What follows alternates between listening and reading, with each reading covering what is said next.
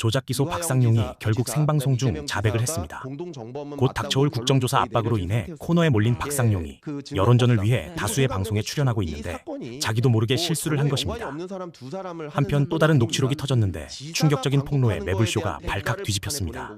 아까 오늘 보니까 장르만 여의도에 나와서 얘기를 하던데 자기는 자기가 그 수사한 것에 대해서만 이야기한다라고 하던데 박상용이 TV조선 류병수의 강펀치인가 거기 나가서 자기 수사에 대해서만 얘기했습니까? 민주당의 공소취소 모임에 대해서 평가하고 맞습니다. 이재명 대통령 당당하면 재판받으라고 하고 그렇습니다. 예. 정치평론가 아니면 자기 그 뭐 총선 출마할사처럼 얘기를 하잖아요. 그렇죠. 예. 사실상 국민의힘과 같은 얘기를 하고 있잖아요. 네. 근데 오늘 돌연 이제 그런 얘기를 하던데 말씀하셨듯이 그 사람에게 이렇게 1시간씩 줄 건 아니죠. 네. 그냥 거기에 대해서 당신의 입장을 달라라고 하고 보니까 KBS 9시 뉴스 보도한 기자를 뭐 명예훼손으로 네, 고소를 고소했어요. 근데 그 근거가 어제 MBC 보도예요. 네. 근데 두 보도 다 박상용에 대해서 비판하는 논조의 보도였습니다. 그렇습니다. 그런데 그러니까 뭐 그걸 녹취록을 뭐 짜깁기 했다 뭐 네. 이런 거더라고요. 아, 정말 이걸 언제까지 우리가 지켜봐야 되는지 너무나 저는 고통스럽습니다. 네. 자, 오늘은 또 새로운 녹취가 하나 이제 공개가 될 텐데요. 네. 아, 우리 또 최영진을 위해서 잠깐 정리를 하고 녹취록을 좀 듣도록 하겠습니다. 네. 2022년 대선을 앞두고 네. 차기 대선 주자 이재명을 크게 세 가지 방법으로 제거하려고 했던 거야. 네. 요게 본질이야. 첫 번째가 이따가도 다루겠습니다만 이재명 조폭 연루. 아, 네네. 요걸로 잡아 넣으려고 했어. 첫 번째. 네. 그리고 두 번째가 지금 이제 다룰 대북 송금. 네. 세 번째가 그걸로 또 안 되니까 세 번째가 대장동. 아. 크게 보면 요런 세 가지로 차기 유력 대권 주자를 제거하려고 했던 거야. 예. 그러니까 너무나 중요한 사건이야. 이 사건은. 됐죠? 네. 자, 그러면 조폭 사건은 잠시 후에 저희가 들여다보기로 하고 먼저 대북 송금 조작 수사 관련한 이야기부터 나눠보도록 하겠습니다. 박상용 검사가요, 이해찬 총리 수사로 압박하는 내용이 담긴 통화 녹취가 오늘 풀로 새롭게 또 여러분께 전달됩니다. 예. 2023년 5월 25일 박상용 검사와 이화영 부지사의 변호인 서민석 변호사와 통화하는 내용입니다. 함께 듣겠습니다. 지금 아마 이제 이분 걱정은 자기가 심경 변화를 했을 때 그러니까 자기가 완전히 그냥 자폭하고 나는 죽는다라는 걸로 가지 않고 갔을 때 민주당에서 자기가 이제 배신자로 찍히는 게 아마 제일 괴로울 거예요. 그럴 수 있죠. 그 부분에 관해서 한번 심각하게 생각해 볼게요. 예, 그러니까 그것도 뭐 저희가 사실은 이제 아마 부지사는 그 생각은 하시는 것 같더라고요. 차라리 검찰에서 이런 국정원 문건이 나와서 그 부분을 자백 안 할 수가 없다. 그리고 아마 저기 사모님한테는 그런 취지로 얘기를 했나 모양이더라고요. 그 뭐 이해찬 대표 지키려면 이거 하는 수밖에 없다. 그리고 저기 이해찬 대표 그 부분이 뭐냐 하면 동평이라고 저기 있고 그다음에 그 진미 8억 원 있지 않습니까? 거기 그 이해찬 대표 사무실 비용을 한 달에 한 2천 얼마씩 김성태가 대줬다는 거거든요. 김성태가 대줬다는 거예요? 장영태가 아니고? 장영태도 돈을 그거는 그냥 후원금 낸 거 아니? 예, 장영태도 돈을 꽤 줬고요. 동시에 그리고 무슨 어떤 뭐 사무실도 저기 어떤 집도 하나 잡아줬고 그 다음에 김성태도 한 달에 2천만 원 이상씩은 계속 줬다는. 그 얘기는 내가 처음 듣는데. 예, 그거는 아마 잘 모르실 겁니다. 저희가 그거는 뭐 특별하게 한데 그거는 순수히 이해찬 씨 그 대표 퇴임하시고 나서 돈을 줬다는 거거든요. 그렇게 그러니까 그런 건 싹 묻는다. 예. 근데 이제 그 부분이 어떤 부분이 있냐면 그 돈이 실제로 다 이해찬한테 간 게 아니라 약간 그 사무실을 썼는데 그 사무실이 이재명 선거 캠프 비슷하게 약간 유사기간 비슷하게 운영된 것 같아요. 그 선거 때 거기서 임명장 받았다는 사람도 너무 많고, 예, 그리고 실제로 그 동평 사무실을 압수수색해 보면 완전히 이재명 그 선거 그 내용이 너무 많고. 그럼 그게 정치자금법이다 이건가요? 정치자금 위반 충분히 될 수 있고 이게 나오면 지금 돈봉투도 문제인데 이거까지 나오면 당연히 엉망진창이 되겠죠. 근데 그거 부분에 대해서 아직 그렇게 수사가 많이 진행된 부분이 아니거든요. 그런 부분이 있어서 저 그걸 오려를 많이 하는 것 같아요. 그러니까 이게 결국에는 이해찬도 이해찬이지만 또 결국에는 이재명으로 가게 되고 그게 결국에는 민주당으로 가게 되고 이런 여러 가지 복합관계가 있는데 알겠습니다. 이거를 아니, 나누려면 나는 어떻게 해야 되냐? 민주당 쪽하고는 내가 아는 사람이 전혀 없기 때문에 예예예. 민주당 쪽 얘기를 들어볼만 그 좋겠지만은 설주한 변호사가 민주당 사람이니까요. 그 근데 사람 그래 내가 일부러 그쪽하고는 연락을 안 해요. 설주한 변호사는 내가 알지도 못하거든요. 예예예. 그러니까 뭐 내일 근데 왜냐면은 일단 지금- 오긴 하는데 그거는 뭐 부장께서 보시든 안 보시든 그거는 그래서 하여간 내가 민주당 입장이 어떻고 민주당과 얘기를 나눌 수 있는 처지는 아니고요. 예예예. 일단 본인과 가족 그 얘기만 좀 들어볼게요. 예, 아유, 저기 부장님께서 지금 뭐 사실 부지사 믿는 사람 부장님밖에 없어서요. 부장님께서 와주셔서 조금 뭐 솔루션을 제시해 주신다면 사실 저희도 힘들고 지금 부지사도 힘들고 이걸 중재해 줄 사람이 없는 거거든요. 네. 요거 하나 좀 바로잡을 게 있는데요. 2023년 5월입니다. 이거 실수가 있었는데요. 예, 예, 예. 2025년으로 표기가 돼 있는데 2023년 통화 5월, 예. 내용입니다. 네. 이화영 부지사의 거짓 진술이 필요하다 보니까 이해찬 총리 관련한 네. 수사를 진행하려고 했던 것 아닌가. 예. 예, 그런 정황이 담긴 통화 내용이었던 것 같은데 당시 변호인이었던 서민석 변호사도 이 얘기를 처음 듣는 것 같네요. 예. 그 이해찬 전 총리와 관련된 동북아 평화경제협회에 대한 수사를 한다는 얘기는 들었는데요. 김성태 씨가 그 동평에 뭐 돈을 줬다 이런 얘기는 이제 저도 처음 듣는 거거든요. 네. 예, 부지사한테 못 들으면은 제가 알 길이 없는 거잖아요. 그렇죠. 예. 그러니까 변호사도 모르는 사이에 뭔가 이런 작업이 있었던 것 아닌가 우리는 그렇게 유추해 볼 수가 있습니다. 봉지욱 기자님. 그러니까 지금 박상현 검사가 오늘 이렇게 얘기한 걸 들어보니까 주범과 종범 여기에 굉장히 집착을 하더라고요. 주범과 종범, 그러니까 이화영 부지사를 수사에 협조하면 종범으로 만들어줄게라는 제안을 난 한 적이 없다. 그런 제안은 서민석 변호사가 했다. 그렇죠. 근데 그거는 아무런 핵심 쟁점이 아니에요. 누가 제안을 했든 말든 그게 아니라 지금 이 내용은 뭐냐면 니네가 이재명을 잡는 데 협조하면 이해찬은 봐줄게.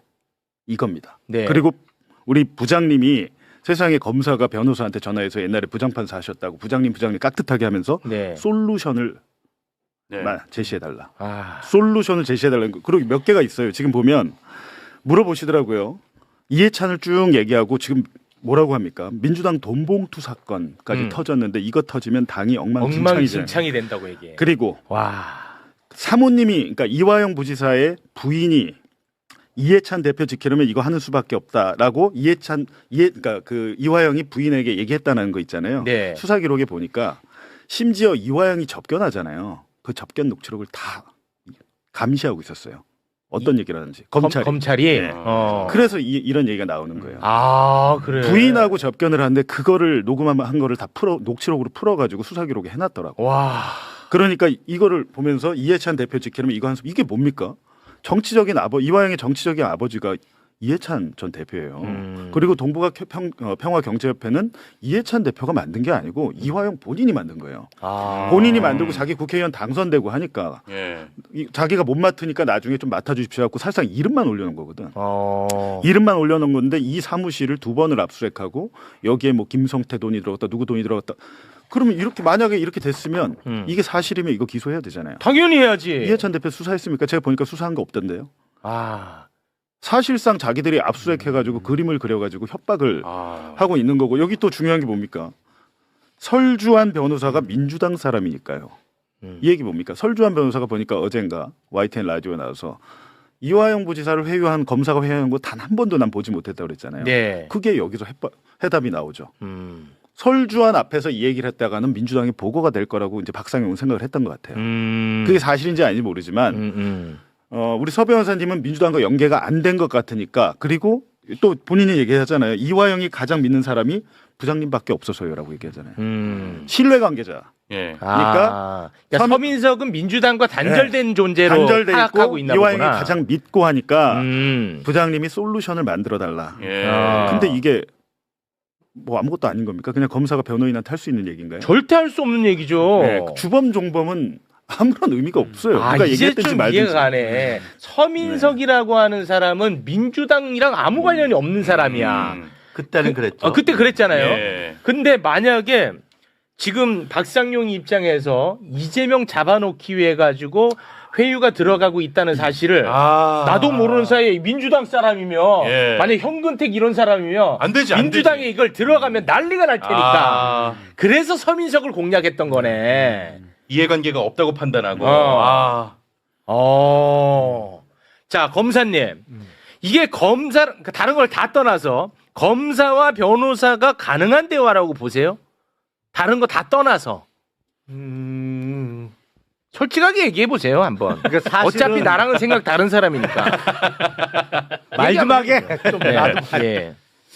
그 일종의 뭐 사실상의 프리바게닝을 하는 경우가 많은 건 사실인데 이 없는 거를 만들어내는 거는 프리바게닝이라고 할 수가 없죠. 조작이죠.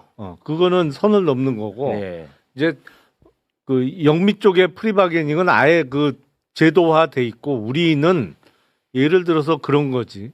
이제 공범에 대한 수사 협조를 하면 마약 사건이 이제 그런 게 제일 많은데 마약 사건에 대해서 이른바 상선을 위해 자기 공급해준 불면. 사람에 대해서 불면 좀 형량을 낮게 받을 수 있게 공적조서를 작성해서 법원에다 보내줘요. 그건 뭐 마약 수사에선 제일 많이 하는 거고 아니면 부패범죄 수사와 관련해서는 그 어떤 뇌물이나 돈 전달자에 대해서 본범에 대한 수사를 협조하면 그 사람에 대해서는 뭐 구속영장을 청구하지 않는 방법으로 하는 단순 전달자는 좀 신병을 불구속으로 해주는 그런 거는 많이 하긴 하죠. 근데 이거는 듣기에 따라서는 없는 걸 만드는 방향 같아.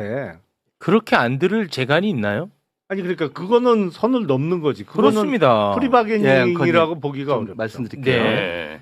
그 김영남 검사님께서 잘 말씀하셨다시피 이 사건에서 핵심 얘기는 필요한 진술을 정해놓고 그렇죠. 이재명과 300만 불을 연계시키는 진술. 네. 그게 필요하다고 하면서 말을 하는 거예요. 그렇습니다. 그러니까 자기들이 수사에서 뭘 발견했는데 이거 뭐야? 이거 제대로 말해. 이런 게 아니라요. 자기들이 원하는 진술을 정해놓고 이 진술을 해주면 무언가 다른 혜택을 주겠다. 그렇죠. 라는 것. 이게 네. 핵심, 이 사건의 핵심 그게 문제입니다. 핵심입니다. 딱 그리고 거기에 다 맞아떨어지는 정황 맞아요. 녹취가 나오고 있는 과정이야 예. 지금. 그리고요 또 한 가지 주범 종범 얘기로 계속 이제 본질을 흐리려고 하는데요. 네. 그러면은 이미 진행 중인 법카 사건 덮어주겠다. 가족들 수사 안 해서 구속 안 시키겠다. 네. 또 이해찬 대표 수사 수사 안 진행 안 하겠다. 하겠다. 이건 뭔데요, 그럼? 이게 제가 제안한 건가요, 이게? 그렇지. 네. 자, 뭐 서민석 변호사를 왜 불렀냐? 다들 또 이런 분들도 글을 올리는데 이 녹취가 서민석 변호사를 통해서 제공되고 있습니다. 어쩔 도리가 없어요. 이거는 반드시 그만하겠습니다. 네. 아니 저도 사실은 뭐 이제 갑자기 녹음 파일을 발견했다고 그래요. 제가 여기서 얘기했잖아요. 서민석 변호사가 뭐 디지털 포렌식을 한다고 알아보고 있고 거기서 박상용 육성이 나오면 이 사건 끝난다라고 이 자리에서 제가 말을 한 적이 있어요. 예, 맞습니다. 그리고 나서 이제 녹음 파일이 나왔는데 저도 사실은 반신반의 원래 갖고 있었던 거 아니야? 뭐 이런 생각도 했는데 실제로 설명을 하셨잖아요. 기자회견 때 네. 캠프의 관계자가 젊은 친구가 그 폰을 뭐 이렇게 하다가 봤다. 제가 그게 사실인지 확인을 해봤습니다. 사실이에요. T전화를 쓰신 것 같아요. T전화가 뭔지도 잘 모르시는 것 같아요. SK텔레콤. 일반 우리가 앱에 그냥 기본으로 깔리는 기본 앱 전화가 있고 T전화가 있는데 그러니까 기본 앱 전화에서 통화를 하면서 녹음을 하게 되면은 그 음성 기록 그 녹음 파일이 저장되는 데가 있어요. 공간이 달라요. T전화는 별도의 녹음 파일 그러니까 T전화 앱 자체에서 녹음을 해서 저장을 하고 있는 거예요. 네. 그러니까 앱 하나를 지운 거죠. 나중에 이제 본인도 현근택 변호사만 압수수색당하고 이러니까 본인도 이제 수사받고 압수수색당하고 그랬던 것 같은데 T전화에 있던 그 폴더에서 나온 건 맞더라고요. 아, 그거는 사실로 확인이 네, 됐군요. 그러니까 그게 사실 저도 이제 반신반의해서 확인을 해봤는데 그건 맞는데 그리고 네. 뭐 선거에 이용하려고 한 게 아니냐? 예를 들면 2022년 3월 6일에 뉴스타파가 김만배 신앙림 녹음 파일 보도했죠. 네. 그것 때문에 나중에 야 니네 대선에 영향 미치려고 이거 대선 직전에 보도한 거 아니야? 3월 6일입니다. 저희 보도한 게. 네. 근데 대선에 영향을 미치려고 했으면 사전 투표가 언제 했습니까? 3월 4일과 5일에 했어요. 그 전에 했다. 역대 대선에서 가장 큰 사전 투표일이었기 때문에 그 전에 하는 게 맞죠. 이거를 만약에 본인 선거에 유리하게 하렸으면 제가 볼 때 만약에 저라면 한 3주 전에 2, 3주 전에 했을 것 같아요. 제가 네. 말씀드릴게요. 그 지난번에 왜 제가 그 정청래 대표 법률 특보로 임명됐다가 네. 뭐 진술 회유 조작 변호사라고 낙인 찍혀서 사퇴하지 않았습니까? 네, 제가 아주 거기에 앞장섰습니다. 예, 예. 아, 이거 죄송해요. 아까 서운하다고 한 거. 네, 아닙니다, 아닙니다. 네. 오늘 반론할 기회를 주셔서 고맙다는 네. 뜻이었어요. 예. 그런데 만약에 제가 이 녹음 파일이 있다는 사실을 인식하고 있었다면 내 선거를 위해서 법률특보라는 직책이 굉장히 중요한데 네. 그때 해명하면서 내놓지 왜 지금까지 있겠어요.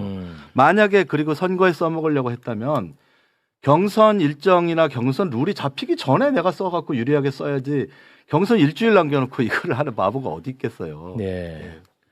아니 진짜로 최영재 씨 보세요. 내가 처음에 문자를 그 서 변호사한테 뭐라고 보냈어? 한번 읽어주세요. 그거 지금 보이는 거. 예, 요거요. 폭로자. 네. 예, 폭로자와 조작 공범은 종이 한 장 차이입니다. 진실 폭로가 아닌 본인 선거에 이용하는 목적이라면 벌 받을 겁니다. 제가 이렇게 보낸 거예요. 아, 그러니까 다음에 공개하면 KBS 보도 나온 날, 예. 다음 날, 네, 아니 보도 나오고 나서 보도 나오자마자 이거를 저도 그렇게 의심을 한 거예요. 이렇게 딱 보내고 좀 알아보니까 아 이게 아니구나라는 얘기를 한 거죠. 네. 또 하나는요.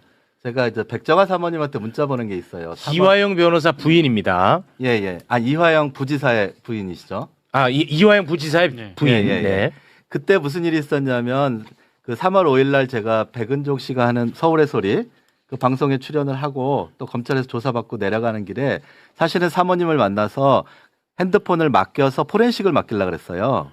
왜냐하면은 청주에서 알아보니까 마땅한 데가 없고 불가능하다 그래서 사모님한테 여쭤봤더니 사모님이 우리가 잘 아는 데 있으니까 한번 찾아보겠다 해서 제가 문자로다가 사모님 오늘 핸드폰 드리고 싶은데 왜 연락이 안 되세요 하는 문자도 보냈거든요.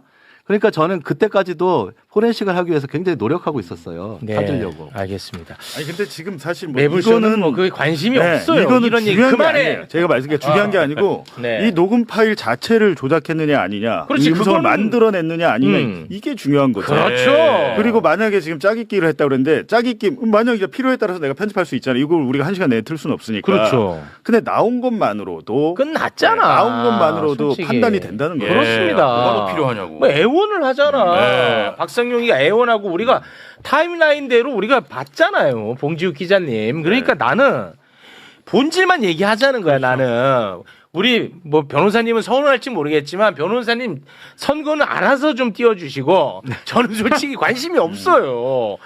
지금도 받아들인 사람에 따라 판단이 다 다릅니다. 다르죠. 평가가 예, 다르고. 맞습니다. 예. 그 얘기는 저는 하고 싶지 않다. 왜냐?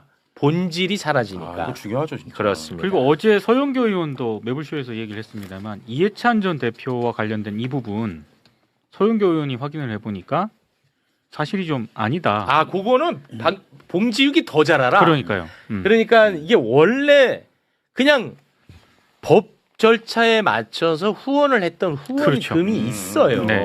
네. 그거를 막 억지로 짜맞춘 거야. 그조차도. 김강민 변호사가 저랑 나왔을 때 정확히 얘기했던 얘기했었어. 검찰에서 강압 그것도 또 강압 그쵸, 수사를 이것도. 하고 네. 그 상납했다는 거 자료를 수사관이 만들어서 제시해서 인정하라고 하니까 강압 수사에 그냥 거의 어쩔 수 없이 사인했는데 그 법정에 와서 그 돈을 줬다는 분 있잖아요. 지금 장모 씨. 네. 이분이 지금 법정에 와서 야 나 그때 검사랑 수사관이 하란 대로 했습니다라고 폭로를 해버린 거예요. 네. 이게 지금 이런 상황인데. 예. 그러니까 뭐 예를 들어서 검찰이 뭐 매달 얼마씩 줬다라고 이미 답을 딱 정해놔. 그렇죠. 그런 다음에 다른 데에 쓴 돈도 그 날짜를 끌어다가 그렇죠. 이해찬 총리한테 예. 준 것처럼 짜맞췄다라고 이야기를 했었잖아요. 그러니까 이 녹취에 나오는 박상현 검사가 하는 얘기가 사실이 아니다라는 그런 얘기. 혹시라도 높아지면서. 아, 혹시 네. 또 오해하실까봐. 네, 네. 문제가 진짜 뭔가 잘못이 있는데 수사를 안 한 것처럼 그렇죠, 그렇죠. 느껴질까봐. 네. 그건 아니라는 네. 겁니다. 네. 네, 알겠습니다. 혹시 이 사단법인 동북아 평화연대가 지정 기부금 단체로 지정된 곳이에요? 그렇게 돼 있는 걸로 압니다. 그러니까 동북아 그러면 평화경제협회 후원금으로 들어간 돈은 후원금 기부금 다 돼요. 그건 지정 단체. 그러니까 네. 지정 단체면 이제 기업이나 이런 사람들이 거기 후원금을 하면 나중에 이제 좀 세액공제나 이런 네. 혜택이 있으니까 네. 그거 하는 경우가 많거든요. 네, 맞습니다. 근데 그런 돈이 있었던 거 아니에요? 아니 그러니까 그렇게 그 공식 후원금. 기부금을 네. 한 건데 어. 그걸 가지고 지금 사실은 이거 이화영에게 가장 약한 고리는 이해찬 전 대표니까 그렇지. 아킬레스건을 건드린 거죠. 그렇겠죠. 그리고 실질적으로 이 통화하고 나서 6월 12일 경에 근 더 세게 얘기합니다. 이 쌍방울에서 이렇게 북한에 돈 주고 이런 거 그리고 북한에 들어가려면 돈이 필요합니다라고 이재명 지사에게 보고를 했다고 진술해요. 그때 6월 12일에. 근데 6월 18일 경에 또 뒤집어 버려. 아 맞아요. 또 뒤집어 버리니까 그 다음 이 지금 통화 녹음 2개 공개됐잖아요. 지금 들으신 거는 2023년 5월 25일. 그렇습니다. 6월 18일에 또 뒤집으니까 6월 19일에 또 서 변호사님한테 전화해가지고 예, 흡수를 하는 거예요. 네, 맞아요. 거의 눈물을 흘리기 직전이더라고. 맞습니다. 그러니까. 네. 자 그리고 우리 봉지욱 기자님 그 뭐 대북 사업 관련해서 아니 근데 뭐 이렇게 불러놓고 그거밖에 안 묻습니까? 뭐 녹음 파일이 몇 개 더 있냐, 다른 내용 뭐 없냐 이런 거 안 묻습니까? 아니 그 더 있다며 뭐 1시간 얼마짜리 나 다 알고 있는데 그거 알아서 하시겠지 그거는. 시청자들은 모르니까. 아니요 그거 다 알아. 그런 걸 안 묻지. 그거 알아서 하시겠지. 왜냐면 내가 또 뭐 하면 자꾸만 댓글에서 세탁소 돌린다. 이러니까 나는 이러면은 정말 너무 스트레스야. 왜냐 난 본질 빨리 좀 집중하고 싶은데 자꾸 이 에너지가 분산되는 게 싫은 거예요. 네, 저는. 본질로 돌아가시죠. 예, 아이 고맙습니다. 이해해 주셔서. 왜냐하면 지금 대한민국 언론에서도 박상용이 불러가지고 지금 본질을 흐리고 있잖아. 미치겠다, 그것 때문에도 진짜. 나는 괴로운데 지금 우리끼리도 그래버리면 내가 스트레스를 받으니까. 예. 네. 예. 그러니까 그 좀 얘기 좀 더 해주세요. 저도 잘 모르는데 지금 아마 국정조사를 앞두고 있어서 이게 조금씩 나오는 것 같아요. 네. 근데 국정조사에서는 뭐 훨씬 더 많이 나오고 아마 증인으로 나가시죠. 네. 나가시고. 아 증인으로 네, 나가세요. 그 증인으로 채택됐다는 연락을 받았습니다. 네. 그래서 국정조사에서는 아마 그 5월 25일하고 6월 19일 네. 통화는 아마 풀 버전으로 다 틀지 않을까 싶고요. 음. 예. 저도 그걸 원해요. 근데 네. 이제 그 국정조사위원회에서는 자기네들 아직 시작도 하기 전에 다 나가면 안 된다. 뭐 이런 입장이신 것 같아서 지금 조금씩 그 하고 네. 있는 거예요. 그러면은 그 통화를 5월 25일 그리고 6월 19일 말고도 다른 날도 하셨을 거 아니에요, 그죠? 그 뒤로도 통화한 것 같아요. 네. 아 근데 한 거 같아요라는 거 심지어는 네. 아니 저도 그때 이제 지금 3년이 지났어요. 아니 그러니까 파일은 없다는 말씀인가요? 파일이 있는 것도 있고 없는 것도 있는 것 같아요. 예. 저도 왜냐하면 지금 여러 가지로 뭐 선거 얘기하면 안 되니까 바빠가지고 그냥 발견하는 대로 앞에 거부터 이제 막 까보고서 지금 또 네. 보내고 하는 중이에요. 예. 그런데 심지어는 그런 얘기도 했었어요. 박 검사가 저 사임하고 나서 전화를 하더라고요. 그래갖고 왜요? 나 다 끝났는데 그랬더니 면회를 또 가보시라는 거예요. 그래서 왜요? 그랬더니 이 부지사 너무 위험해 보이니까 가서 위로 좀 해주고 혹시 무슨 이상한 생각하시는 네. 그러니까 자기도 지금 그래놓고 걱정이 된 거예요. 아. 그래서 내가 굉장히 칭찬했어요. 아유 역시 공무원이 다르시네. 피의자 걱정도 하고 그래서 제가 이 부지사 한 서너 번 찾아갔었거든요. 근데 너무 많이 찾아가니까 안 되는 것처럼 그 수원구치소에서 사임한 변호사 그만 찾아오라고 하더라고요. 그게 이게 사임을 한 상태면 예. 비선임 접견이 되는 거잖아요. 예. 이게 선임이 안 된 변호사니까 그래서 그렇게 여러 변호사님 번은 위로하고 그다음에 이제 아주 굳건하게 지키시라 나하고 약속한 대로 굳건하게 가시라 하고 그런 말씀 드리러 갔었는데 그때 구치소에서 오지 말라 그래서 못 갔어요. 아니 우리 변호사님 말씀이 맞다면 이 박상용이는 진짜 잔인한 인간이야. 그렇죠. 이자가 자기가 괴롭혀가지고 맞아요. 완전히 이화영 부지사가 지금 극단적인 선택 예를 들면 이상한 선택을 할 수도 있다라는 위험을 감지했다는 그렇죠. 거잖아. 지가 괴롭힌 거잖아. 그렇죠. 근데 이화영 부지사가 걱정된 게 아니야 얘는. 만약에 뭐 잘못되면 수사 날라가니까 이재명 못 잡으니까 그게 안타까우니까 달래주라고 했던 거 아니겠습니까? 제가 뭐 지금 대척점에 서 있는 박 와. 검사를 갖다 옹호할 건 아니지만 사람의 마음은 모르는 거잖아요. 모르지만 저는 그렇게 지금 느끼고 있다는 겁니다. 예. 네. 그럴 수도 있어요, 그죠? 와, 아니 본인 때문에 이렇게 괴로운 거 아닙니까? 그거는 뭐 부인할 수 없는 부분 아닙니까? 자기 때문에 위험한 건데 그거 괜찮냐고 막 위로해달라고 그러는 게 이상하잖아요. 와, 진짜. 그럼 박성용 왜 편 드세요 갑자기?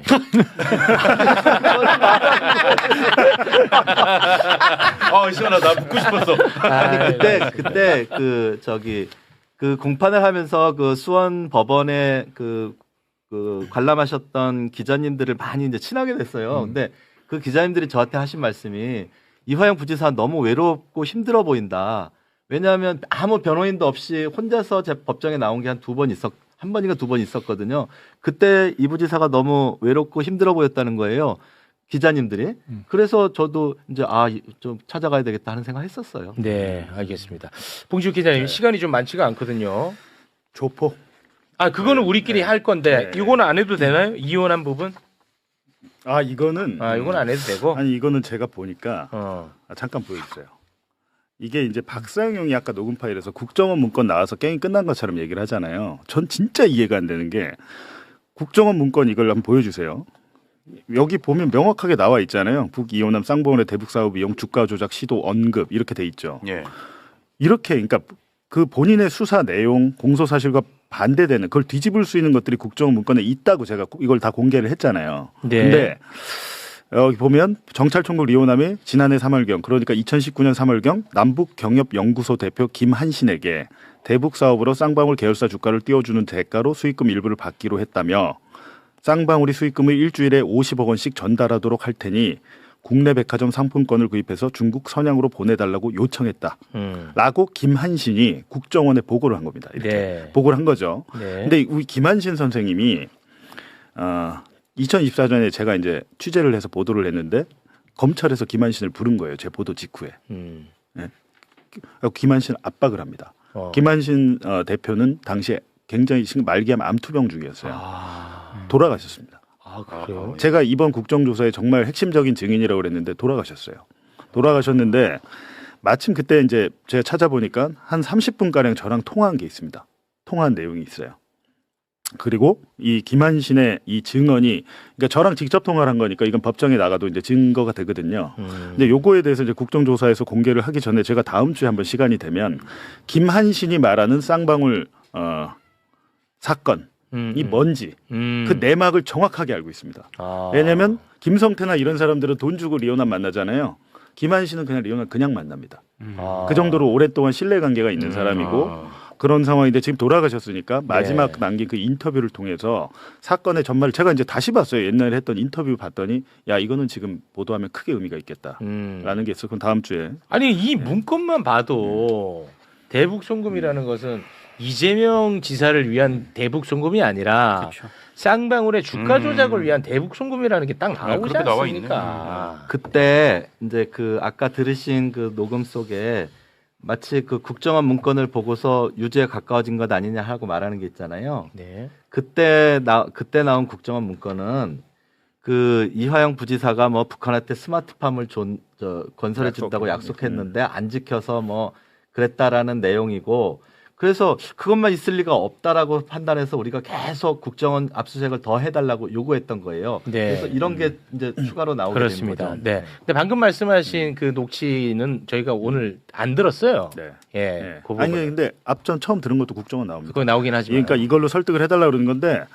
지금 중요한 것은 법원에서 이런 문건을 이게 증거잖아요. 그 판사가 신진우 부장판사 싸그리 무시했어요. 이게 여기만 있는 게 아니고 국정원 그 블랙 요원이 작성한 2급 기밀 문건에도 있어요. 2급 기밀 문건에 결재하는 국정원장입니다. 거기도 안부수란 사람을 협조자로 고용하다가 우리가 이 사람을 그만 잘라야겠다라고 하는데 그 이유가 안부수와 쌍방울이 붙어서 주가 조작을 하면서 국정원을 팔아먹고 다닌다. 그 내용이 있어요. 알겠습니다.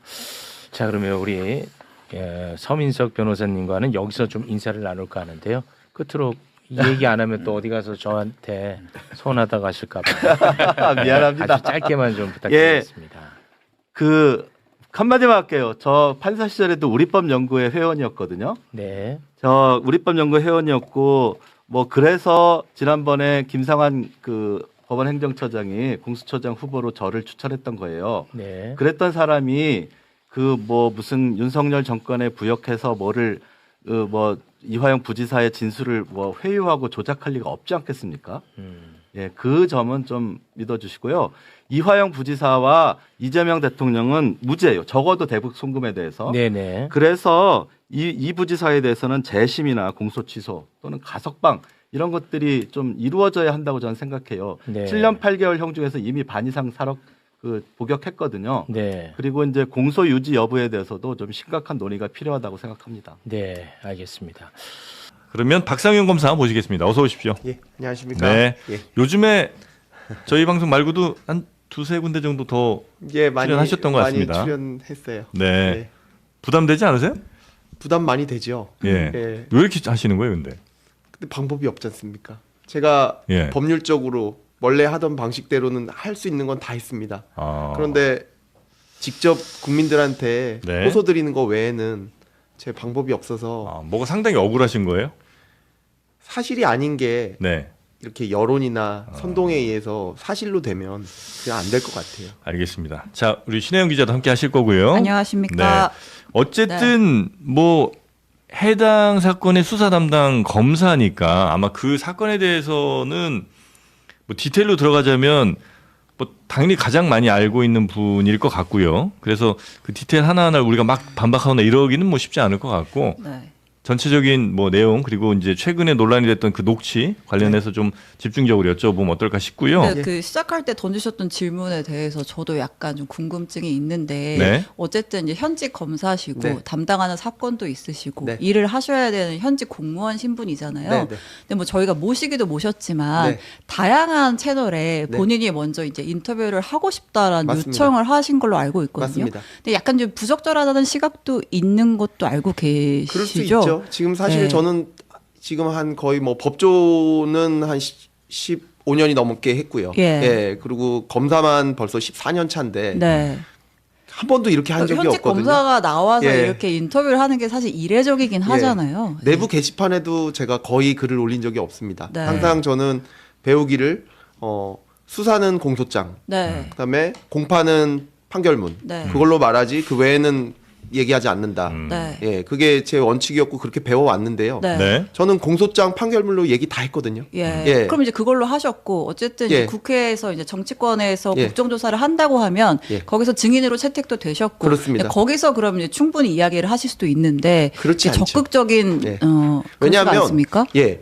왜냐하면 지금 있고 있는 것은 만약에 제가 조작 의혹이 있지 않습니까? 그러면 그것은 사법 절차 내에서 풀면 저는 사법 절차 내에서 당연히 하죠. 네. 예, 예를 들면 재심 절차를 신청해서 예, 그거에 따라서 재심 개시 결정이 나오면 그 다음에는 공소 취소하실 수 있죠. 왜냐하면 전제가 되는 재판이 없어졌으니까요. 예. 그렇게 하시면 될 건데 네. 지금 상황은 그냥 권력이 여론으로 공소를 취소하려고 하는 거에서 그건 제가 어떻게 대응을 해야 될까요? 이 방법 말고는 대응할 방법이 없습니다. 없다? 예. 네. 근데 이제 저희가 사건의 진실을 모르는 상황에서 이제 어쨌든 민주당이랑 네. 뭐 이제 서민석 변호사 같은 경우에서는 뭐 이건 조작 기소였다. 그래서 네. 여론이 뭐 공소 취소까지 이끌려고 한다라고 하는 거는 네. 사실 어떻게 보면 이제 박상현 검사만의 입장일 수도 있는 거잖아요. 그렇지 않습니다. 지금 상황이 지금 저 국정조사가 네. 사실 공소 취소 국정조사라고 불렸던 것도 아실 거고요.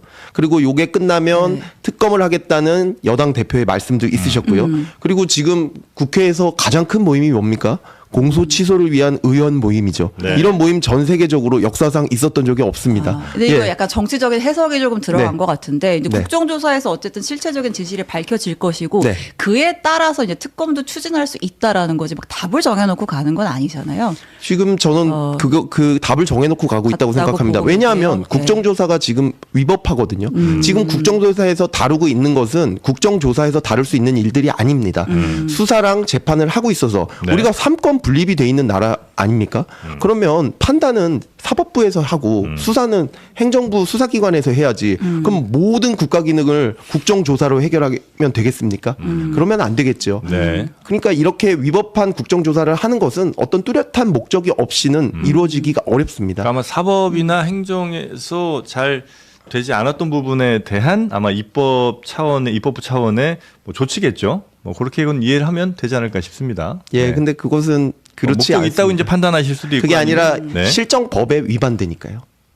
근데 이제 그 목적이라는 게 어느 한 방향을 이제 노리고 간다고 이제 생각하실 수도 있고 아니면 기존의 검찰 수사가 너무나 많은 문제가 있어서 이제 그거에 대해서 문제 해결을 위한 입법부의 자체 뭐 조치 이렇게 이제 생각할 수도 있는 거 아니겠습니까? 근데 실정 법에는 어떻게 되어 있냐면 네. 왜냐하면은 수사랑 재판이라는 것은 독립성이 중요합니다. 예, 독립성이라는 걸 굉장히 그거를 해치게 되면 그 수사 결과에 대한 것에 어떤 정당성을 얻기가 어렵습니다. 예, 그래서 독립성이 굉장히 중요한 것이거든요. 네. 그렇기 때문에 법에는 어떻게 되어 있냐? 국정감사, 국정조사에 대해서는 네. 관여할 목적으로 돼 있으면 안 된다고 되어 재판에 있습니다. 관여할 수 없다. 그러니까 네. 이쪽 목적이든 네. 저쪽 목적이든 뭐 좋은 재판에 관여할 목적이면 좋은 안 된다는 목적. 말씀이시죠? 수사와 재판입니다. 법적으로 예, 뭐 그렇게 했죠. 그럼 증인으로 채택이 되셨는데 네. 출석을 할 예정이세요? 예. 제가 위법하고 위헌이라고 얘기하고 예. 국회의원 전원에게 제가 이메일을 보냈었습니다. 네. 예, 이것을 막아달라고요. 그런데 결국에는 강행이 되었고 네. 당연히 위법 위헌하다고 제가 얘기를 하고 있지만 네. 그렇지만 지금 상황에서 만약에 그냥 제가 거기 참여를 거부한다면 예. 또 국민들은 한쪽 의견만 계속 들으시고 그쪽으로 진실이 호도되지 않겠습니까? 네. 그래서 국민의 알 권리 차원에서 나가서 적극적으로 반박을 네. 할 예정입니다. 이제 하나하나 뭐 이따가 네. 뭐 녹취도 관련돼서는 좀 여쭤볼 텐데 그 네. 전에 네. 지금 이렇게 검찰이 뭐 욕을 먹는다, 네. 국민들로부터 신뢰를 많이 잃었다 이 네. 상황이 혹시 억울하세요? 억울하지 않습니다. 억울하진 않으세요? 억울하지 않습니다. 검찰이 예. 잘못했다고 생각합니다. 아, 예, 그리고 그리고 그래요? 들어온 녹취와 이런 걸 봤을 때 마냥 뭐 억울하다고만 할 수 없을 제 것 상태예요? 같은. 아니 우리 저 네, 박사님 말고 감당해야 되고 기본적으로 이제 국민들이 갖고 있는 검찰에 대한 불신, 네. 의심 네. 이런 것들에 대해서는 억울하진 않으시다는 거죠? 뭐 다소 억울한 경우도 있고 네. 좀 강한 경우도 있고 하지만 뭐 그거 감내해야 될 부분이라고 생각하는 경우가 뭐 대부분일 것 같아요. 지금 현재 검찰청이 네. 이렇게 해체된다든지 뭐 이런 거가 과하다고 생각하세요? 아니면 뭐 그 정도도 충분히 받아들여야 된다고 생각하세요? 그거는 엄청나게 잘못된 일이에요. 그거는 잘못됐다고 생각하시고 예, 그거는 기본적으로 거의 국민에 대한 자해행위라고 생각합니다. 국민들이 그 정도로 의심 내지는 불만 혹은 대단히 검찰이 잘못하고 있다고 생각하는데 그럼 검찰 조직을 그대로 둬야 되는 거예요? 그게 아니라 네. 개선을 해야죠. 그리고 검찰 제도라는 것은 예. 국민을 위한 것입니다. 그게 결국에는 시민혁명 이후에 새롭게 생긴 제도거든요. 네. 근데 그 제도를 지금 거의 말살시키는 단계까지 이르렀는데 그거 피해는 전부 다 국민한테 갈 텐데요. 그건 검찰한테 가는 건 아닙니다. 근데 이거 뭐 사실 오늘 이게 이제 토론 네. 주제는 아닌데 말씀하십시오. 예. 그게 우리나라처럼 검찰권이 강한 나라도 없다는 얘기는 굉장히 많이 이미 언론을 통해서도 좀 나오지 않았습니까? 그래서 그 검찰의 힘을 좀 이렇게 나눈다. 이것도 매우 부적절한 일이라고 보신다는 거예요? 아니요. 지금 대다수의 얘기에서는 지금 예를 들면은 뭐 공수처로 이미 나눠져 있었죠. 네. 예. 그리고 그다음에 거의 대부분의 지금 동의하는 부분은 예를 들면 검찰의 인지수사, 네. 검찰의 수사 개시권을 더 이상 행사하지 않겠다. 그 부분을 나누는 것도 동의가 되어 있었죠. 그렇지만 소추에서 수사와 기소를 완전히 분리한다? 네. 그것은 사실 불가능하고 어떤 나라도 그렇게 하고 있지 않거든요. 그거는 검찰 제도의 굉장히 핵심적인데 검찰이 영어로 뭡니까? 프로시큐터 아닙니까? 네.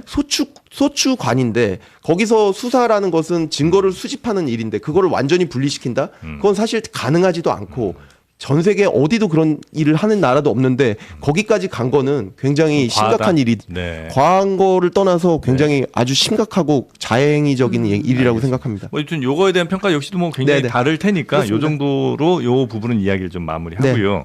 오늘 나오시는 거나 아니면 최근에 활동하시는 거는 위에서는 허락을 다 한 거예요?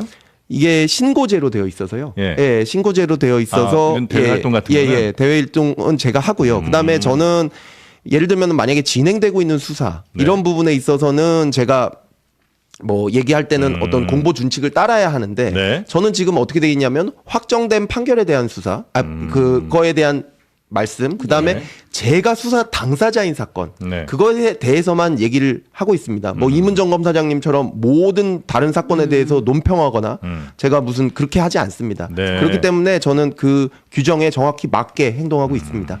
그럼 이제 본격적으로 그 네. 사건에 대한 얘기를 해보면 네네. 좋을 것 같아요. 네네. 이제 저희가 이제 최근에 불거진 거는 이제 회유 의혹 네. 녹취이지만 이제 애초에 이 대북성금 사건 수사에 대해서 간단하게 좀 설명을 드리면 좋을 것 네. 같아서 네. 그 사실은 맨 처음에 대북성금 사건으로 시작했던 수사는 아니었잖아요. 전혀 그러니까 이제 쌍방울의 이제 기업 범죄 수사를 하던 와중에 네. 이제 그들이 뭐 이제 뭐 전환사채라든지 뭐 횡령 배임 의혹이 있어서 그 이제 기업의 자금의 흐름을 수사하는 과정에서 중국으로 달러가 좀 밀반출된 정황이 포착이 됐고 네. 이게 무슨 돈이야라고 이제 보니까 이제 거기에서 이제 김성태 회장과 이제 이화영 전 경기평화부지사 그리고 이제 안부수 아태여 회장까지 이제 줄줄이 이제 엮여 있는 이제 그런 사건으로 이제 확대가 된 건데 핵심은 그거죠. 이제 쌍방울이 북한에 이제 총 800만 달러를 보냈다는 거잖아요. 네. 스마트팜 사업비 500만 달러. 그 다음에 이제 검찰의 시각에서 봤을 때는 방북 비용. 이재명 당시 경기도지사의 방북을 위한 비용으로 300만 달러를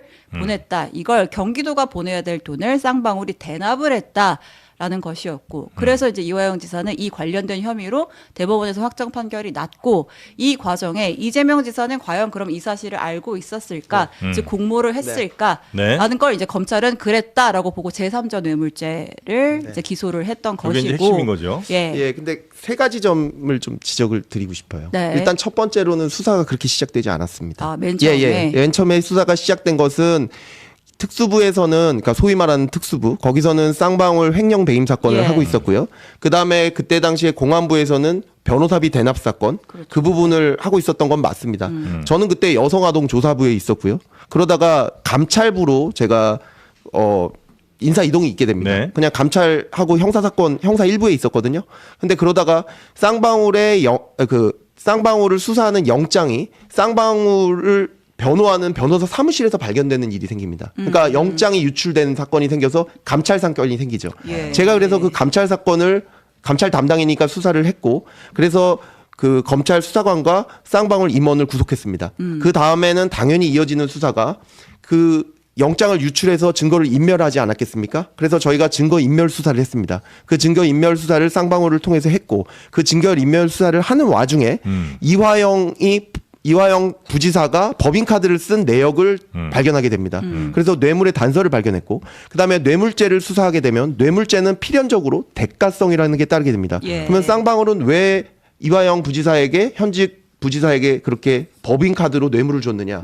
그걸 물어봤을 때 우리는 대북사업을 하려고 했고 그 대북사업에 경기도와 이화영 부지사의 어떤 지지와 보증을 받기 위해서 그 뇌물을 줬고 그 다음에 그거와 부수해서 쌍방울 그 경기도 측에 800만 불을 보냈다 이런 것들을 알게 된 것입니다. 네. 그리고 그 저기 말씀하시는 게 500만 불, 뭐 300만 불 이런 네. 부분도 있지 않습니까? 네. 그게 지금 검찰의 주장이 아니고요. 그 목적으로 북한에 전달됐다는 것은 대법원 확정 판결이 나왔던 네. 네. 그런 내용입니다. 네. 예. 네. 예. 그렇게 돼 있는 내용이고 네. 예. 그래서 네. 그렇게 알아두시면 될 것 네, 같아요. 어제 그 전용기 의원도 나와서 이제 그 얘기를 했어요. 네. 우리가 대법원에서 확정 판결된 네. 이화영 지사 관련된 혐의를 지금 막 뒤집고자 우리가 이걸 하려는 건 아니다. 다만 이제 남아있는 어쨌든 이재명 당시 지사와의 공모 관계를 검찰이 어떤 회유를 통해서 진술을 받아내려고 했다. 근데 지금 이게 이 사건의 지금 반가운 본질인 거잖아요. 예. 네. 근데 이제 한번 녹취를 한번 들어보면서 좀 저희가 얘기를 해볼까요? 네. 이재명이 주범이 되어야 한다라는 취지의 이제 검사님의 말씀이 있었어요. 네. 들어볼게요.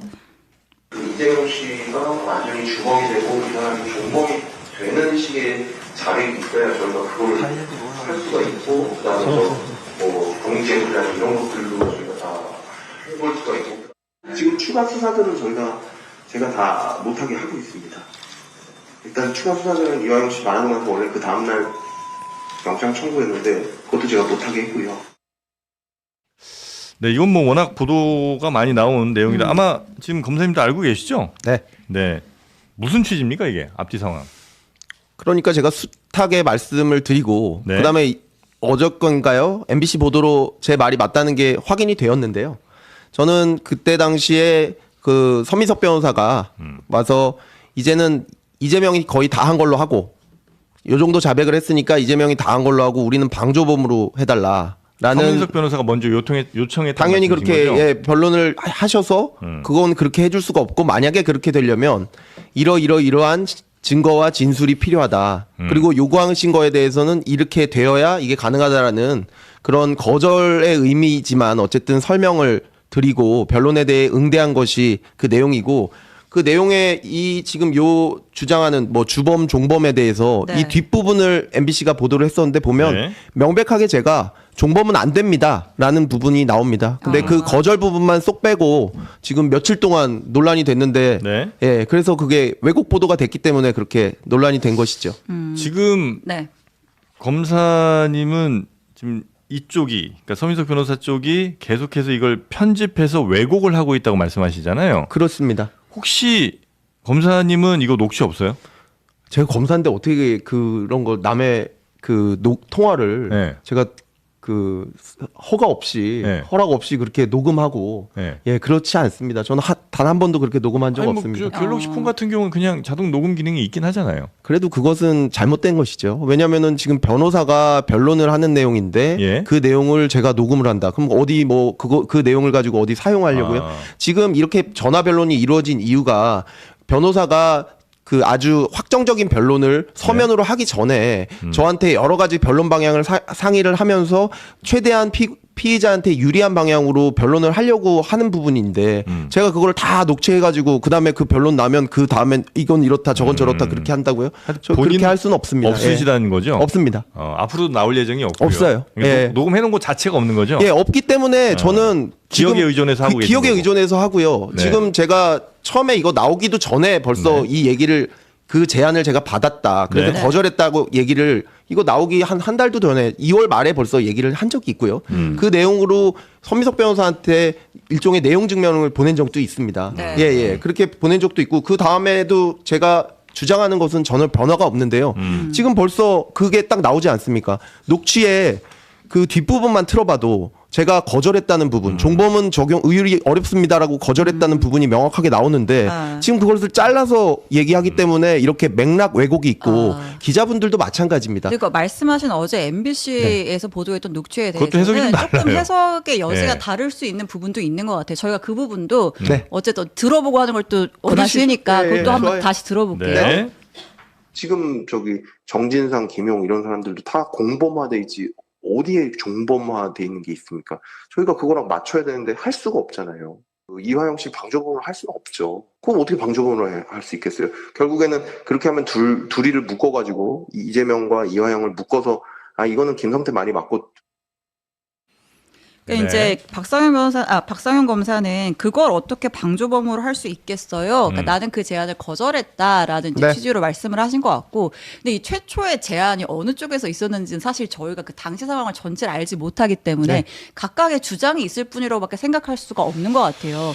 그리고 저는 이제 이 앞부분에 지금 저기 정진상, 김용 이런 사람들도 다 공범화되어 있지라는 표현이 등장을 하잖아요. 네. 그러면서 저희가 그거랑 맞춰야 되는데 할 수가 없다. 라고 말씀하신 대목이 있어요. 네. 근데 이제 뭐 정진상 실장 같은 경우는 이제 대장동이랑 성남 FC 관련된 인물이었고, 네. 김용 부원장 같은 경우는 이제 불법 대선 자금 관련된 의혹이었고, 네. 사실은 불법 이 대북 송금이랑은 관련이 없는 인물인데 네. 별도의 사건이고. 네. 근데 대북 송금은 수원지검에서 했고 네. 나머지 사건은 중앙지검에서 했고 근데 네. 이거를 맞춰야 된다라는 표현이 저는 좀 어색하더라고요. 뭐 그것만 딱 떼가지고 이제 그쪽으로 생각을 하시면 그렇죠. 지금 제가 서민석 변호사랑 통화한 게 수십 네. 통이 될 겁니다. 근데 지금 서민석 변호사 단 한 통도 네. 여보세요 끊겠습니다 이 한 통도 공개를 못하죠. 그리고 다 잘라서 공개를 지금 이렇게 무슨 소위 말하는 살라미식으로 하는데 추가로 공개할 거라고는 뭐 얘기는 합니다만. 근데 원래 공개를 네. 이런 식으로 하면 안 되겠지요. 왜냐하면 그건 맥락을 본인이 독점하는 거니까요. 예, 그렇게 기자분들도 마찬가지잖아요. 내가 이것만 잘라서 맥락은 이렇게 정해줄 테니까 일단 받았어 이 얘기잖아요. 이게 해석의 여지를 독점하는 거기 때문에 당연히 왜곡의 의지가 있을 수밖에 없고요. 제가 말씀을 드리는 거는 뭐냐면 이 발언의 취지는 예, 뭐였어요? 네. 발언 취지 말씀드릴게요. 이 대장동 사건이라든지 모든 사건이 굉장히 비슷한 구조예요. 그러니까 그 어떤 그 경기도라든지 그다음에 성남이라든지 이런 속에 수장은 항상 이재명 지사 그다음에 뭐 그렇습니다. 그런데 그 밑에 있었던 분들이 항상 혐의에 연루가 되죠. 그래서 이 위에까지 올라가냐 안 올라가냐 이런 부분이 다 문제가 되는데 문제가 여기서 지금 서민석 씨가 주장하는 거는 뭡니까? 우리는 종범으로 해줘라는 거였지 않습니까? 그런데 그 상황에서 그러면 아니 지금 다른 사건도 구조가 비슷한 다른 사건도 종범 의율이 안 되지 않았습니까? 그렇게 일종의 판례나 다른 사례를 들어서 설명을 해주는 것이지 이 사건에서 정진상 김용을 제가 얘기해서 뭐 어떻게 엮는다는 겁니까? 그냥 엮는다 묶는다 이런 말이 아마 끝까지 들어보면 그게 무슨 의미인지 나올 텐데. 서민석 변호사가 그러니까 이화영 씨를 우린 종범으로 해줘. 주범 아니고 종범으로 해줘. 정범 아닌 이렇게 해달라고 욕을 한 거에 대해서 다른 사례를 들어서 요것도 안 되고 저것도 안 되는데 어떻게 이것만 할 수 있습니까? 라는 취지란 말씀이세요? 그렇습니다. 그러니까 구조가 비슷하다고 해서 답을 정해놓고 갈 수 있나요? 그러니까 그래서 이제 짜맞추기 한 거 아니냐? 결국은 이제 구조가 유사한 모든 사건의 정점에 이재명 지사가 있다라는 답을 정해놓고 짜맞추기 한 거 아니냐? 이렇게 또 당에서는 의심을 하고 있잖아요. 근데 그게 아닌 게 이미 저 진술이 나오기 전에 대부분의 어떤 정황이라든지 모든 증거가 일단은 그 이화영 지사, 부지사, 그다음에 이재명 지사가 공동 정범은 맞다고 결론이 거의 내려진 상태였습니다. 그 증거법상. 그리고 생각을 해보십시오. 이 사건이 뭐 전혀 연관이 없는 사람 두 사람을 하는 사건이 아닙니다. 지사가 방북하는 거에 대한 대가를 북한에 보낸 거고 그것을 업자한테 받은 거예요. 그러면 이화영 씨는 그 지사가 모르게 하려면 지금 말씀하셨잖아요. 전용기 의원이 이화영까지는 알았을지 모르겠지만 그게 이재명 지사까지 알았는지는 우리가 모르겠다. 그 부분을 제가 얘기하는 어저께 것이다. 그 전용기 의원의 발언을 조금만 더 이제 부연을 하면 이제 이재명 당시 지사에 대한 언급을 구체적으로 하진 않았고 어쨌든 이화영 재판은 이제 끝난 것인데 이화영을 수사하는 과정에서의 어떤 이제 검찰의 수사 과정에서 뭐 형량 거래라든지 이러한 부당한 의혹이 있으니까 이제 그거를 따져보겠다는 취지다. 이제 이거였고요. 그러니까 지금 말씀하시는 게 재판 자체는 어쨌든 인정하겠다는 취지인데 인정 안 할 방법은 사실 없죠. 재심을 하시면 되죠. 대법원 아까도 당연하죠. 지금 조작 수사를 했다고 말씀하시는데 대한민국 국민 전원이 단 한 분만 빼고요. 전원 다 이 상태에서는 재심을 신청합니다. 그런데 지금 전혀 다른 절차로 하시겠다는 거잖아요. 만약에 이제 국정조사가 끝나고 나서 검찰의 잘못된 행동들이 만약에 확정적으로 드러난다면 그걸 근거로 재심을 신청하실 수도 있겠죠. 저는 그렇게 하면 완전히 찬성이고요. 그 부분에 대해서는 완벽하게 제가 완전 승복하겠습니다. 국정하고요. 뭐 다른 뭐 그거 그게 제 증거와 관련해서 하나만 좀 그러면, 짧게만 여쭤보고 다음 좀 넘어가면 그러니까 이제 증거가 뭐 A, B, C, D, E 나오니까 이 증거들을 종합해 보건데 어떤 사람이 이런 혐의가 있고 이 혐의에 대해서 이렇게 입증이 된다. 이렇게 아마 갈 것 같아요. 저는 뭐 법을 잘 모르겠습니다만. 근데 이제 어떤 사람이 이런 혐의가 있는 것 같아서 A, B, C, D, E의 증거를 거기다 이제 갖다 껴 맞추면 안 되는 거잖아요. 그 순서가 이제 잘못된 거잖아요. 그건 맞나요? 그렇죠. 그러니까 그렇죠. 지금 말씀하시는 거는 표적 수사를 하면 안 되는 거 아니냐 이런 말씀. 그렇겠죠. 그런데 지금 이제 뭐 전윤기 의원 주장이나 아니면 뭐 서민석 변호사 주장이 대체로 그런 것 같아요. 근데 증거들이 만약에 ABCD가 다 마련이 되신 거잖아요. 그러면 굳이 이렇게 친절하게 이런저런 설득이나 아니면 뭐 이런 아주 차분한 설명 같은 게 제가 이제 평소에 갖고 있던 검찰의 이미지랑 너무 안 맞아갖고 일단은 뭐 제 성격이 좀 그런지도 모르겠지만 서민석 변호사가 저보다 15기수 선배이고 그때 당시에 아마 기수로도 대법관들보다도 일부 대법관들보다도 기수가 높았을 거예요. 그리고 선배님이시다. 사법연수원 사법연수원 교수도 하셨고 그래서 제가 뭐 당연히 엄청나게 예우를 드리고 그다음에 그 옛날 분 같이 계속 전화하시고 이런 것도 제가 최대한 응대를 드리고 사실 저런 주장 안 하시거든요. 그러니까 일반적으로 변호인하고 검사가 이렇게 많은 통화와 많은 상담을 하지는 않죠. 뭐 그거는 가능할 수도 있겠지만 그래요? 뭐 그 사안에 따라서는 다를 수 있고 그게 변론권에 도움이 된다면 사실 뭐 검사가 그거에 오히려 협조해 주는 게 좋은 거 아니겠습니까? 그러니까 변호사는 얼마든지 시도하거나 아니면 노력할 것 같긴 해요. 왜냐면 내가 의뢰인을 뭐 형량을 낮추기 위한 별별 노력 다 할 거 아니에요. 그래서 이런저런 설득이든 뭐 읍소든 할 텐데 검사들이 그렇게 전화를 잘 받아주고 알겠습니다. 아니면 이건 이렇게 하시면 안 되고 이건 저렇게 하셔야 이게 맞는 거고 이런 설명들을 잘 해주시나. 이게 뭐 사건도 워낙 좀 민감하고 좀 네. 어려운 사건이었고요. 큰 사건이었으니까 제가 좀 더 신경을 쓴 건 맞습니다. 예, 아. 그리고 워낙에 또 법조의 약간 원로 같은 그런 분이었고요. 예. 네, 어쨌든 그 이재명 당시 지사와 관련된 사건도 직접 수사를 하셨고, 네. 그래서 이화영, 이재명 네. 사이의 공모가 입증이 됐다라고 보신 거잖아요. 그러니까 이화영의 진술 외에도 예. 물증이 충분히 확보가 됐나요? 네. 그러니까 저희가 사실 이화영의 네. 진술을 없이도 네. 기소를 하지 않았습니까? 예, 그러니까 제가 의문인 건 네. 그거예요. 만약에 다른 증거가 있다라고 하면 이화영의 진술이 그렇게까지 절실하진 않았을 것 같거든요. 그러니까 누가 먼저 뭐 회유를 했던 아니면 제안을 네. 했던 어떻게 했던 간에 그러니까 저희가 이제 들어봤을 때 그러니까 지금은 증언 자체가 이화영 씨밖에 없는 상태잖아요. 이제 이런 녹취도 있었거든요. 증언 자체가 그 증언은 네. 다른 사람들의 증언, 다른 그 참고인들, 다른 사람의 증언에 따르면 이재명 지사를 직접 만나가지고 그 얘기를 한 적이 없고 네. 이화영 지사만 가지고 네. 모든 얘기가 이루어졌기 때문에 네. 지금 이 상황에서는 실행 행위 자체가 네. 이화영 지사가 하지 않았다고 할 수 없다. 네. 그러니까 정범의 지금 지위에 있는 상황인 것이지 네. 종범의 지위. 종범이라는 것은 실행 행위자를 용이하게 도와주는 것을 말합니다. 네. 그럼 실행 행위자는 이재명 지사가 돼야 되는 거고요. 네. 근데 그런 상황은 아니었다라는 거를 지금 얘기하고 있는 건데 그 말씀하신 그러니까 그렇게 것도 맥락이 계속 왜곡이 되는 네, 거예요. 그러니까 왜곡하지 않기 예, 예, 위해서 예. 그때 말씀하신 녹취도 잠깐 들어볼게요. 들으시죠. 예. 네. 아무 자백이 안 돼 있는 거죠. 저희가 써볼 수가 그러니까 없어요. 이재명 지사를 어느 정도 할 수는 있는데 그 이화영 씨는 300만 불에 대해서 얘기를 안 하니까 300만 불은 결국에는 이화영 씨 단계에서 딱 끊기는 거고 지금은 증언 자체가 이화영 씨 밖에 지금 없는 상태잖아요.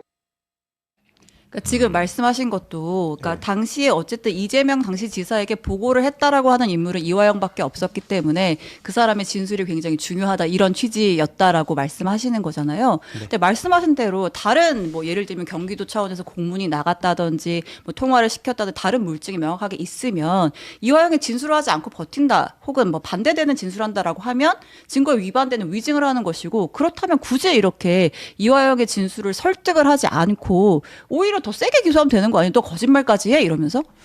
지금 이 상황에서 저는 실체 진실을 밝히는 사람이고 예. 그 실체 진실을 밝히기 위해서 증거가 많으면 많을수록 좋습니다. 그리고 진술 증거는 굉장히 중요한 증거예요. 그리고 이 증거를 자꾸 이재명 지사가 마치 굉장히 좀 약자고 제가 굉장히 강자고 이렇게 생각하시지 마시고 한번 이게 대기업 사건이라고 생각해 보세요. 어떤 일을 대기업 회장을 위해서 그 부사장이 했어요. 근데 지금 상황에서는 부사장이랑 그 회장이 비슷비슷하게 한 것 같아요. 같이. 근데 지금 이렇게 얘기합니다. 검사님 사실은 이거 회장님이 다 하시고 저는 도와주기만 한 거예요. 라고 하면 제가 그거 듣고 그래도 뭐 둘이 한 거는 맞으니까 그냥 뭐 가서 그냥 저기 꼭 세게 그냥 뭐 내가 더 증거 수집하지 말고 그냥 끝내자. 이렇게 하는 게 그러면 맞다는 말씀이신가요? 그렇지 않죠.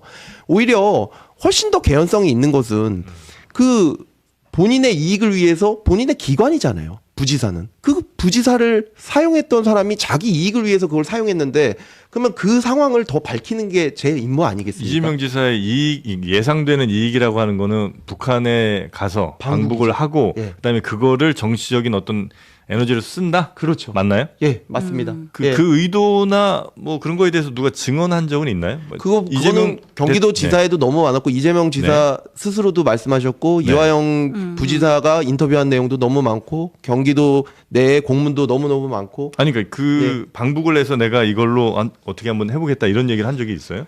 그런 얘기까지야 없죠. 그렇지만 그건 모두가 알고 있는 데다가 2018년도에 북한을 정말 가시고 싶었는데 못 가신 그 정황은 뭐 명백하지 않았겠습니까? 근데 그 문재인 대통령이 그 안 데리고 주셔가지고요. 그렇죠. 이게 북한을 가려면 우리나라에서는 적어도 통일부 승인이 있어야 되는 거 아니에요? 그렇죠.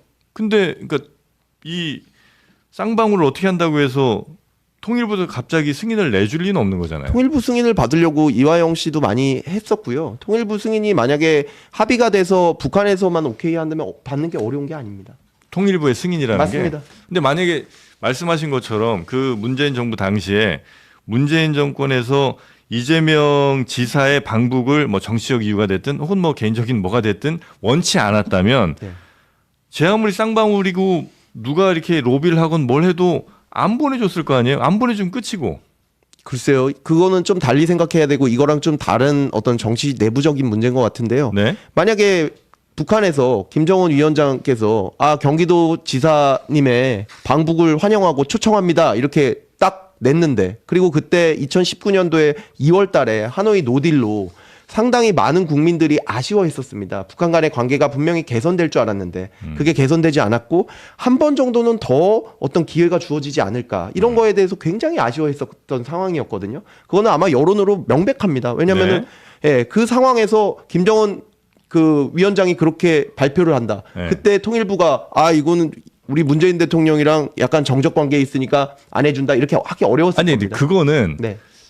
저 같은 사람이나 뭐 기자님이나 이렇게 한번 추정 정도는 해볼 수 있지만, 그러니까 지금 다 추정적인 이야기들이에요. 그러니까 이제 검사님은 그러니까 미래의 어떤 일에 대해서 뭘 하시는 분은 아니고 과거 이 사람들이 저질렀던 일에 대해서 증거를 잡고 판단을 하시는 걸 거 아니에요. 그러니까 만약에 문재인 정부가 혹은 뭐 북한이 이렇게 태도를 바꾸고 이렇게 하면 문재인 정부가 이렇게 허락할 수밖에 없지 않을까? 요거 상상은 검사님의 역할은 아닌 거 아닌가요? 혹시? 그러니까 지금 말씀하신 게 그 부분까지는 사실 저기 경기도나 그다음에 쌍방울에서 그런 작업을 계속 했거든요. 그러니까 그 작업은 그 둘은 충분히 된다고 생각하고 한 겁니다. 그 전에 보십시오. 그 이화영 씨가 벌써 2번이나 평화부지사가 되자마자 바로 북한을 갑니다. 2번이나. 그 통일부 승인이 다 났었고요. 그다음에 그때도 저 안부수 씨도 굉장히 여러 번 북한을 갑니다. 이런 것들이 다 통일부 승인이 났었습니다. 그런데 그게 방북을 추진하기 위한 게 거의 목적이 명확했거든요. 근데 그때도 통일부 승인이 다 났는데 그러면은 그때도 안 났어야 되는 거 아닙니까? 이게 실제로 방북이 실현될 가능성이 있었냐 없었냐는 이거는 뭐 쟁점은 네네. 아닌 것 같고요. 그러니까 이제 제가 궁금한 건 그거예요. 이화영의 진술이 이재명 지사의 혐의를 입증할 마지막 퍼즐이었어요? 이게 없이는 다른 확실한 증거는 없었어요? 아닙니다. 그게 이렇게 보시면 될 것 같아요. 지금 이 사건을 어떻게 보시면 좋을 것 같으냐면요. 그러니까 이화영 부지사가 이재명 지사 모르게 이 일을 추진했다는 것은 이화영 부지사가 이재명 지사를 의도적으로 속인 게 나와야 됩니다. 그러니까 이거는 모를 수가 없다는 거예요. 예를 들면 이화영 부지사가 이재명 지사를 방북시키기 위해서 북한에 공문도 4번 보내는데 그 일정이 굉장히 타이트합니다. 근데 그거를 모를 수 있느냐. 그다음에 쌀 10만 톤을 보낸다고 한다. 그게 뭐 한 5천억 됩니다. 비용이. 근데 그거를 전혀 모르는 상태에서 할 수 있느냐. 그다음에 모든 출장을 갈 때 그 보고를 다 합니다. 근데 그거를 전혀 이재명 지사 모르게 할 수 있느냐. 그다음에 경기도에서 국제대회를 해서 북한을 부를 때 그때 쌍방울이 굉장히 많은 액수의 돈을 지원합니다. 근데 이 모든 것을 이재명 지사 전혀 모르게 이화영 부지사가 정결권을 행사할 수 있느냐? 그렇지 않습니다. 그러니까 이 판단은 어떻게 되어야 되냐면 이 독립적으로 부지사랑 지사가 이렇게 있는 게 아닙니다. 부지사는 지사의 일을 큰 부분을 할 뿐입니다. 그러면 이재명 지사가 당연히 안다고 보는 게 오히려 추정적인 부분이고 그러니까 물론 그 상당한 증거도 있고 잠깐만요. 여기서 이것을 만약에 부인하려면 오히려 이 사람이 독단적으로 움직였던 그런 증거들이 나와야 되는 것이지 이 사람의 진술이 없으면 이게 끊어지는 건데 그러니까 지금 전제가 다르잖아요. 이 사람의 진술이 없으면 이게 끊어지는 건데 네가 이 사람의 진술을 억지로 끌어냈다. 이 전제가 아니고요. 이 사건 자체의 성격상 둘의 관계는 너무나도 밀접한 상황이고 사실상 그런 거랑 같잖아요. 지사가 머리면 그 부지사는 아무리 해도 어쨌든 손발이잖아요. 그러니까 이제 말씀하신 내용을 쭉 해보면 그럴 수밖에 없는 관계였다라고 하는 게 그러니까 일종의 간접 증거처럼 느껴지는 거거든요. 실제로 지시가 있었고 내가 오더를 받고 보냈다라고 한 명확한 진술은 없는 상황에서 그러니까 이화영의 진술은 굉장히 키였던 거죠. 키는 맞습니다.